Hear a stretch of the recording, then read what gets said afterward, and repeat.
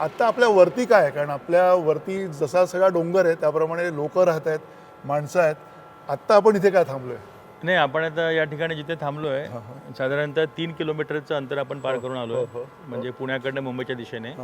तर इथे वरती लोणावळा लेक आहे.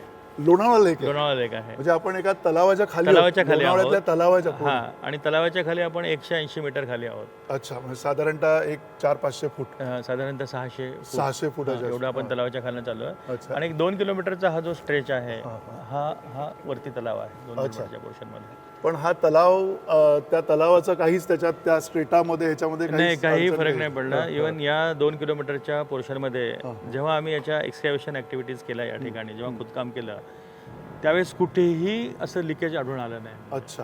पूर्ण हा एवढा सॉलिड असा रॉक आहे. अच्छा. इथे कुठेही आम्हाला लिकेज आढळून आलेलं नाही आहे. अच्छा. पण मग हा तलाव साधारणतः जो काही तिथे अर्धा 1 एकराचा तलाव असेल, तर हा सगळा पूर्ण हे दोन्ही टनेलच्या दोन्ही टनेलच्या वरती असं त्याच्यावरती तलाव आहे या पोर्शन मध्ये. म्हणजे आपण त्या अर्थाने आता लोणावळ्याच्या खालीच आहोत. लोणावळ्याच्या तलावाखाली होतो. लोणावळ्याच्या तलावाखाली आहोत.